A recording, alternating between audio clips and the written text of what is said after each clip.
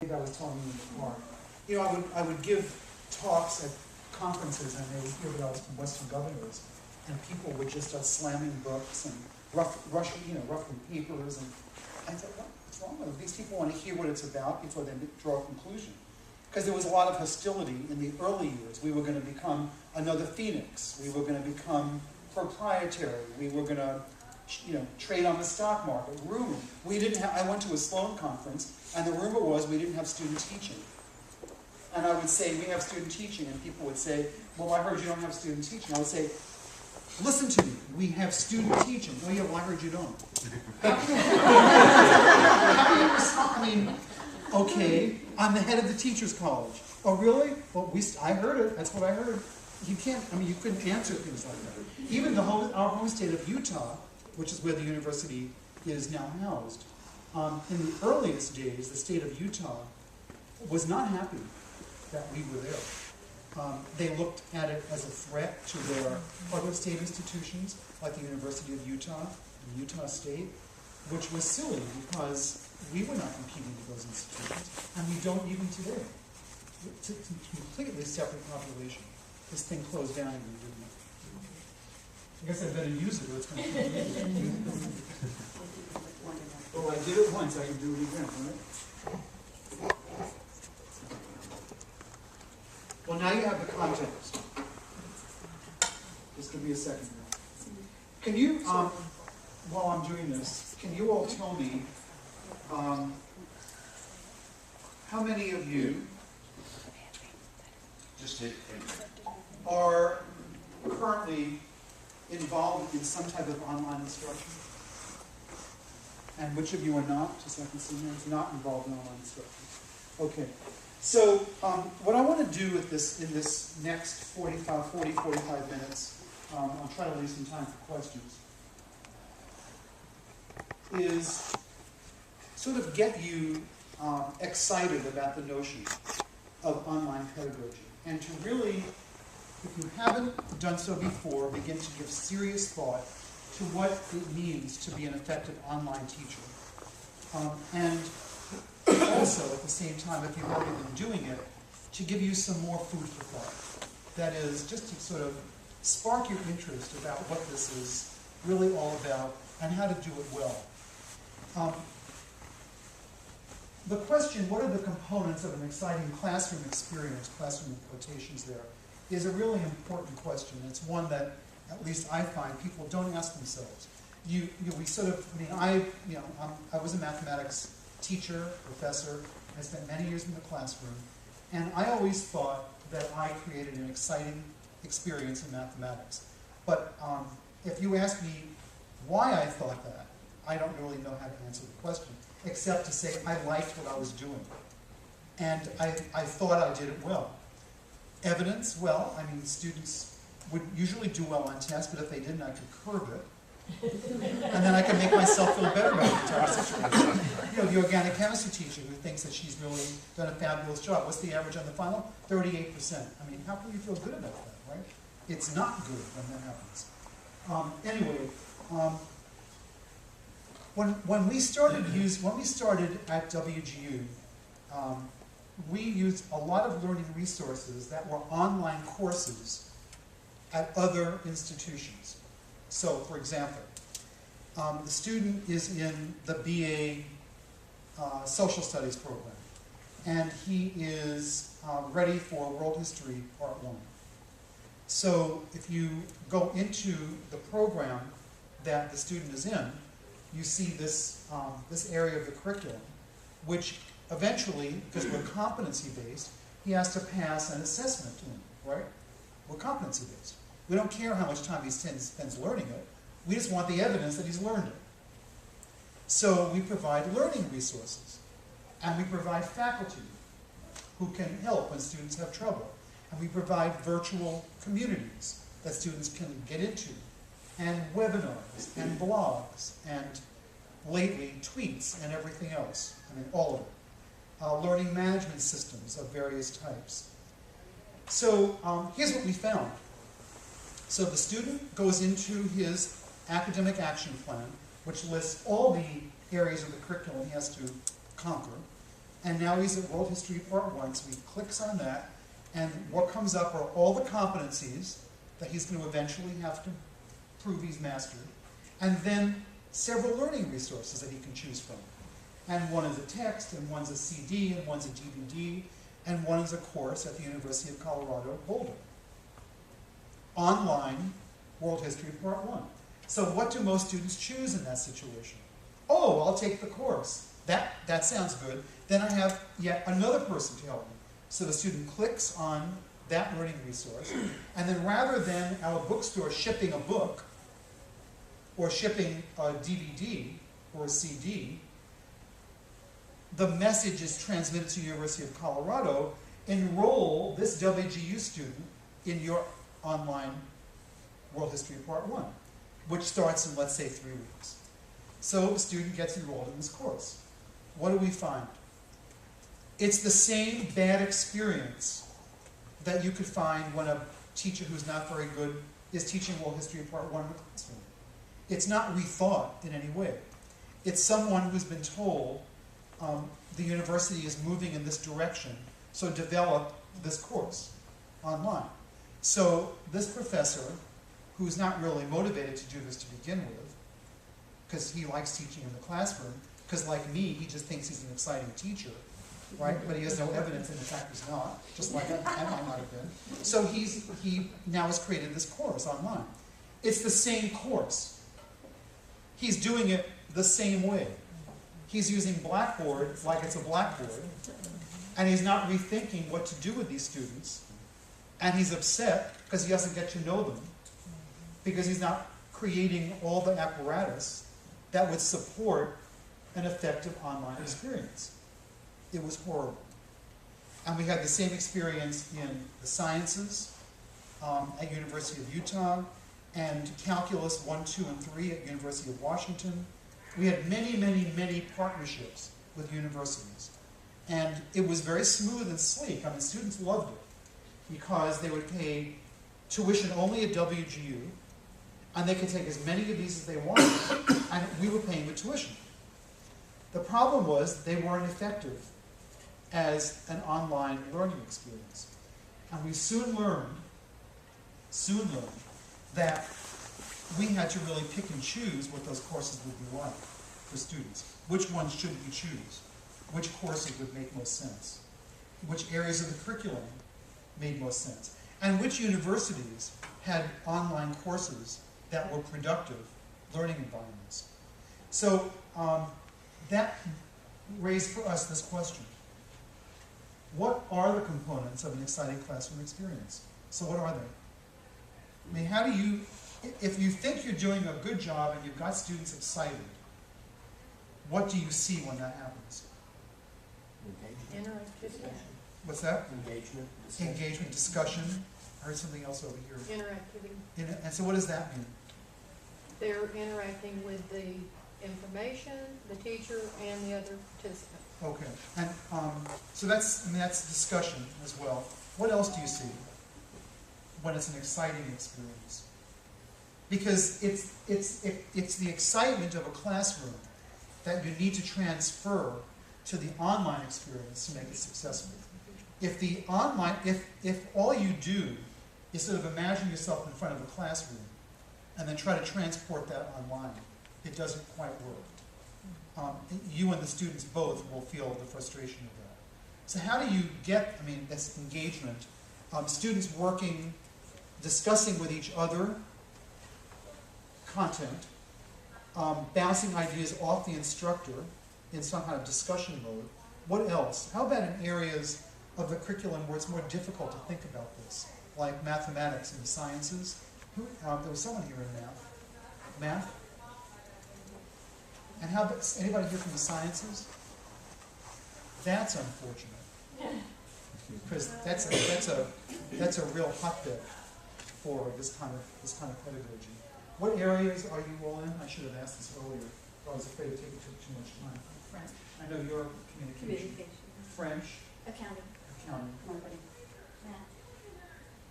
Information science. Health education and physical education. Mass communication. And technical support.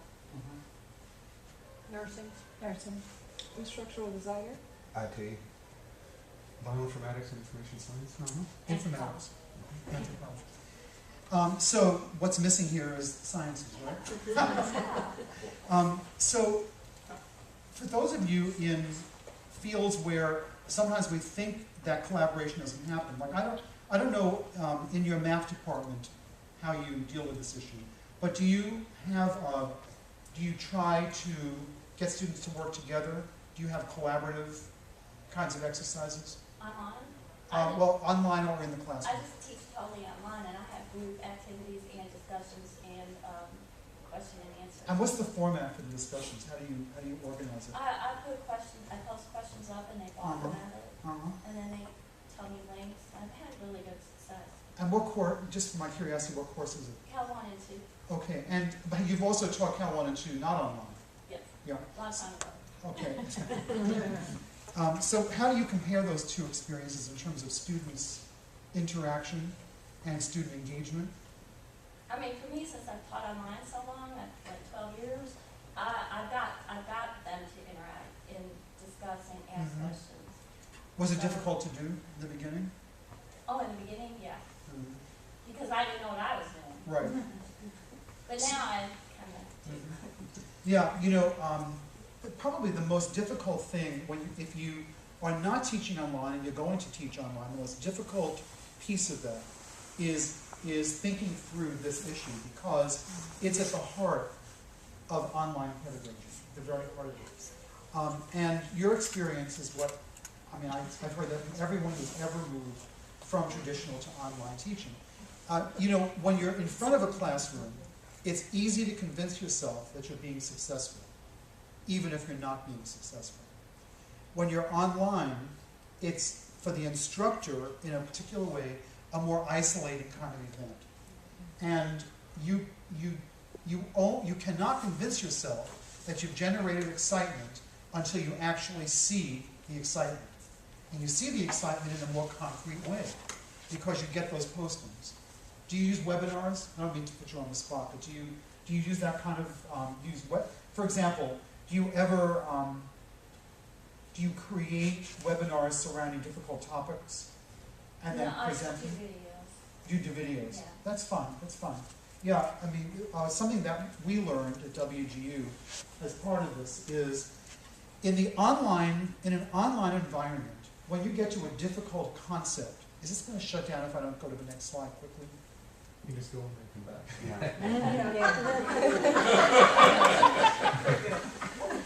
Now you know why I like online. Good example, right? What was I just saying? About the webinars. You guys do difficult. When you're in a course and you get to a difficult concept, in calculus, it's the delta epsilon definition and so the maneuvering of those.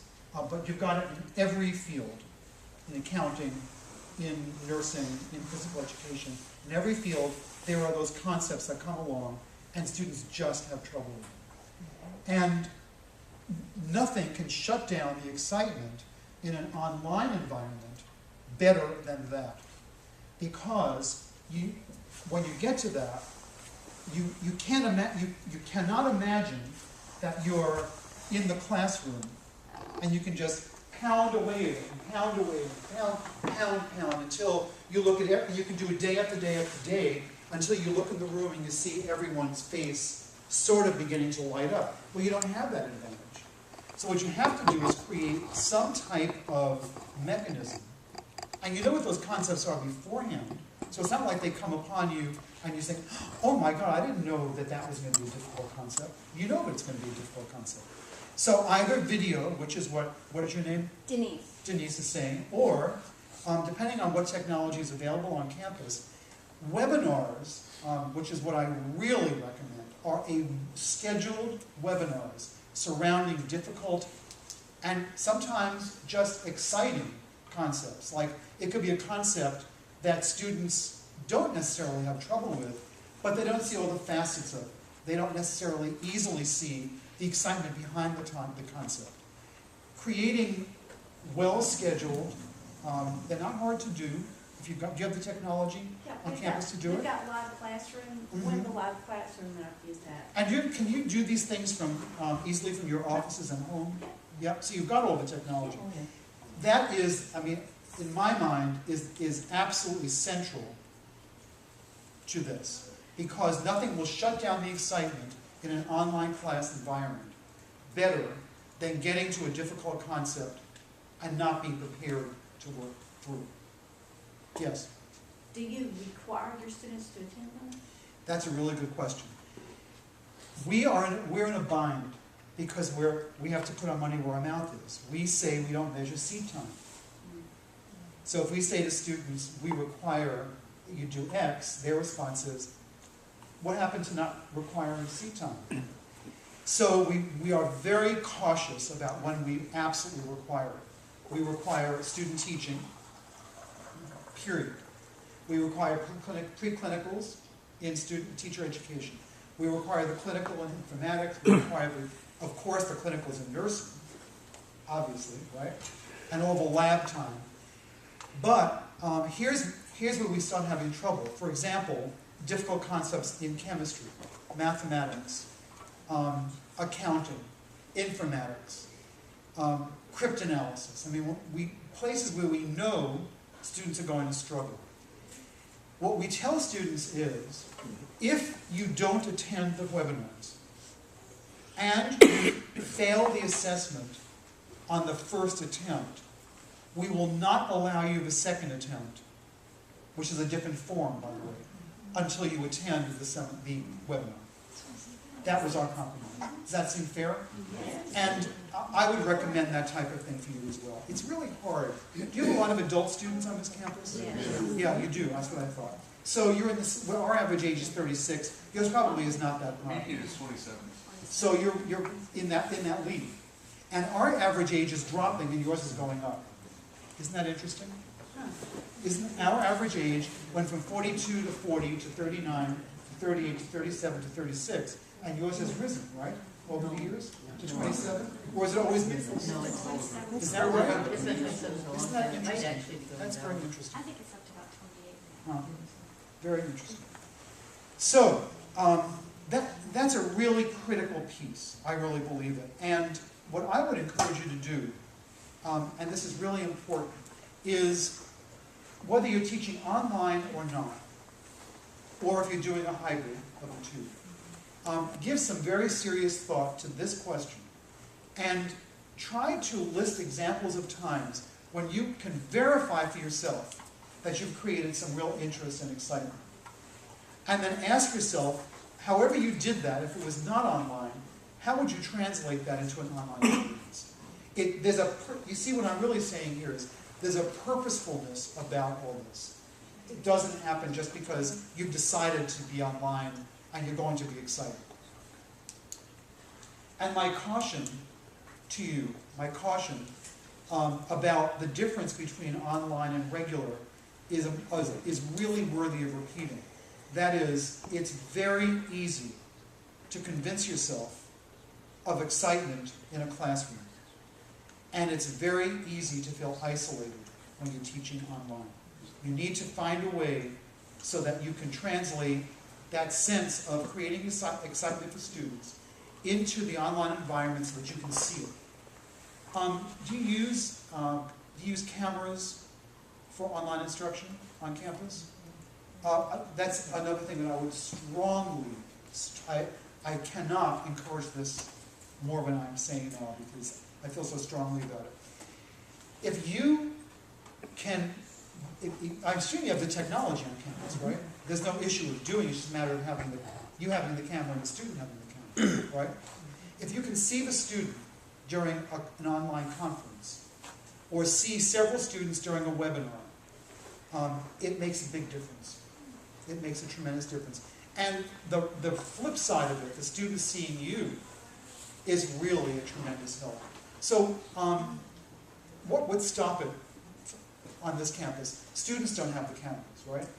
So that's a problem, is that correct? So actually with live classroom, it's just the camera that's in your computer. So do they have, they would So, typically, if the student has a laptop or a computer at home that has the camera. if they have the You camera, can connect up, right. you can connect up with them. yeah, And we have some classrooms on campus that are smart, dedicated classrooms Yeah. for some of the classes that. well, if, that's great. So if you can work that out, that's a tremendous help. I'll tell you what our solution to this was. I was telling the two of you today. When students matriculate, we give them a camera. We buy, I think 10,000 a year, I don't know, some ridiculous number. And we pay, I think, $40 a camera for a very, very nice camera. And the student gets to keep it. I mean, what are we going to do? Have to ship it back? It's ridiculous. And that has actually been, in a number of ways, a cost saving for us. So I don't know if there are funds available for that, but I would strongly recommend that for any online course, that a camera be purchased for students. In the long run, pedagogically, it's very sound. You've got the technology to support it on campus, and it would be a tremendous bonus. Okay, a subsidiary kind of question, a sort of corollary question, is if you think about examples of exciting teaching, do they ever come about in ways that you don't expect? Can anyone here give me an example, whether it's online or in a classroom, of a time when you saw that you had generated tremendous excitement, but it was not at a time or for a topic that you could have easily predicted that would happen? Yes. Current Your field is events. nursing? Nursing. Yeah. Current events, like, for instance, it just so happened that we're discussing unionization of nursing in one of our classes, and there's all the rigmarole going on in Wisconsin, Right. et cetera.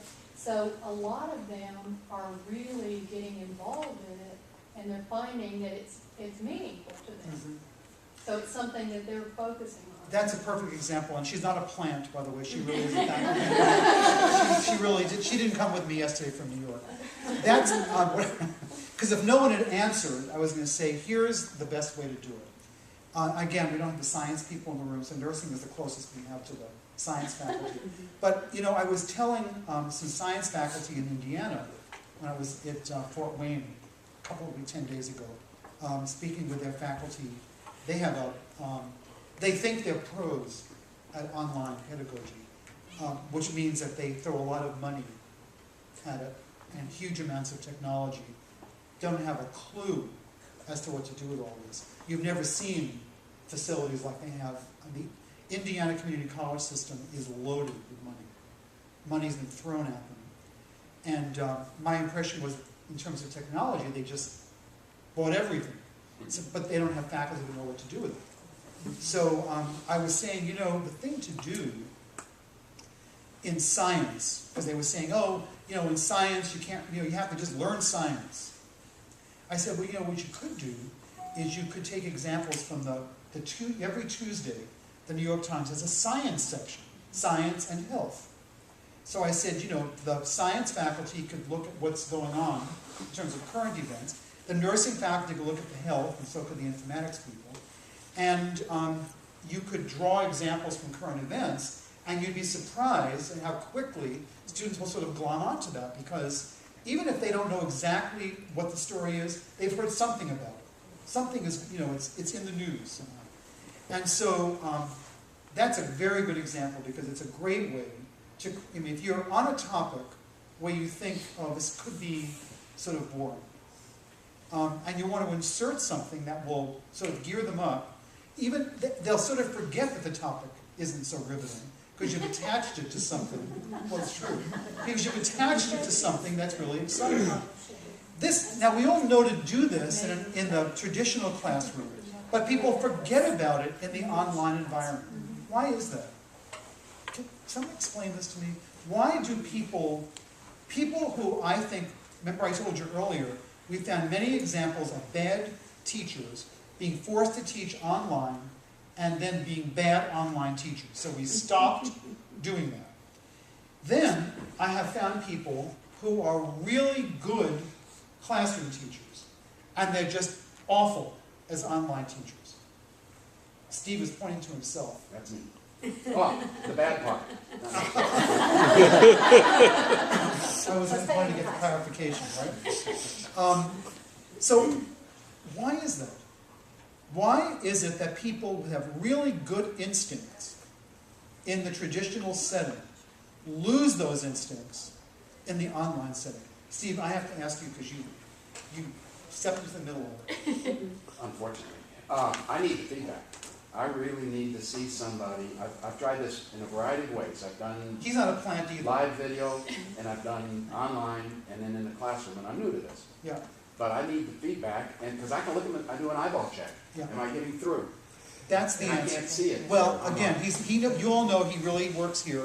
He didn't fly in yesterday. That is exactly, 99 times out of 100, that's the answer that people give. When I'm in a classroom, I feed off the reactions of students. Math teachers, you know this, they say it all the time. I can see when they get it. I'm looking at it. Chemistry teachers say the same thing. I love the first time a student understands molecular theory. Why can't you do it? What is it that you need online that you don't have to get that feedback? So I will go back to you now, Denise, right? Yes. So you're the pro, 12 years of math instruction online. Do you have the problem he has? No, because I don't mean to pitch against each other, just- it only takes me 2 hours a week to grade because I use rubrics for everything, and the students know exactly. They never argue about their grade because they get the feedback, and I just get a lot of questions from them, discussions. I have Google alerts for math and the news. Yeah, Google alerts are great. So what is it, here's what I'm really asking. What is it that you get that Steve doesn't get that's making him nervous? I don't know. I'm used to all the technology out there. I search for new technology all the time, and it's newer and better. And Okay. So one issue is, here's one thing that Denise is saying. She uses some technological tools that you may not know are available, like Google Alerts. Do you know about them? Fabulous. You use Google Docs? Rubrics? No, I don't yet. Rubrics, Rubrics? which is at the heart of WGU. Okay, you were about to say something. Well, the aha moments, What you need? oh, Cindy, Oh, accounting. and you're in the same department, right? No, well, same business college. Right. Yeah, I'm accounting. But anyway, And she is a plant. No. no, it's the aha moments. It's wonderful when you see it in the classroom. But a lot of times, at least for me, it happens at home, whether they're in the classroom or whether it's an online student or a classroom student, because it really happens when they're doing their homework and they finally get it. That to me. And so so you're teaching this online now, right? I'm teaching it everywhere. Okay, so when that happens, when you're teaching accounting, which is one of those fields where people say, oh, you could never teach accounting online. Oh, yeah. Of course you can. Yeah. So how do you, when you get the aha moment, when the student has it, how do you feel it so that you know what's happened? I guess I have to just know that it's happened. I know when it's happened. I can tell that it's happened from their work. Got it. And I just have to know it. I can't have to depend on them doing it in front of me. That is exactly it. You know what it is, Steve? Here's what you're uncomfortable with. It's the asynchronicity of it. Yeah. You need to, either you need to make better use of the technology like Denise does. You should speak with her. And when I told them how to copy and paste the computer screen, they're Cal 2 students, they don't know how to do that. That changed my whole world because they started copying, they took pictures of their homework, and now they can see their work and their steps, and everybody got involved doing that. exactly. And then if you do that and combine it with video. Right, or discussion saying, now I see that. Then That's you can right. see their aha. And imagine that and then if you had a weekly webinar, even if it was, every 2 weeks, and students could reflect upon those experiences. Pardon my back. This room is a little weird. You can imagine that the situation would be dramatically improved. You know what it really is? It is a little bit of a leap of faith in the beginning. Yeah. Yes. Going back to Your the name beginning, is? Vinny, And you're in Health education. health education. And physical education. the early trainings were just upload the material, discussion, no involvement. Right. And it's not until the last, I would say, 5 years that we have this innovative to be effective teachers online. That was not the emphasis 12 years ago Exactly. when many of us were online. It was just get it online. Just do it. Just do Do it. it. That's right. And so now That's we exactly have right. all the things. So when you say, you know, what are examples of the exciting classroom experience, we need that training Yeah. again. That's And right. we're seeing that with WIMBA. And so when we make a new transition to the newer version, I think we will get that necessary training. And while the rest of us have been just figuring it out, trial and error. But our initial training 12 years ago was just upload the stuff and teach it. And that's Best way to exactly do it. what we were, I mean, at WGU, when we were looking at those early examples of classroom experiences that were not successful. And by the way, we don't use any longer. 100% of our learning resources are non-online classroom learning resources. Because we don't teach classes, and with the size of the university now, it would be impossible for us to partner with enough institutions and have the control we need to make certain that we have an effective experience. I just wanted to say that. You're in nursing? I'm nursing. Nursing. For me, I have the same problem because I'm so social. I like to see, but as I've done online and learned better methods thanks to a friend here, it's a transition of me as a faculty member, you know, so that I interpret things differently. That's and it. It's just it just takes multiple exposures for me. That's exactly what you were But saying. yeah, That's exactly right. and it takes longer for some than for others, and that's okay because that's how we all are anyway. That's right. And, you know, the most important thing to learn, I think, in a 55-minute workshop, I can't give you all the technology strategies you need. That would be a ridiculous waste of time. And we're not set up to demo them. Here's what you need to accept to be an effective online classroom teacher. You have to accept exactly what Steve is frustrated by. That is, you have to accept that when learning happens, you might not be there to see it. And once you can get across that barrier and are open to the kind of technology that's around, Google Docs, I mean, if you're not, how many people are using Google Docs? You know, it's not just like a cloud. You can upload limitless stuff. You can have students, 10 students working together on a project. It's wonderful. Then you can bring them together in a webinar, talk about what they did.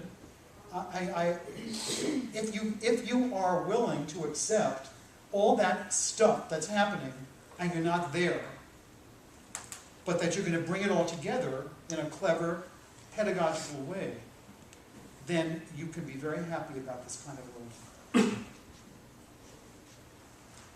So we're going to quickly run out of time, but I wanted to pose this question.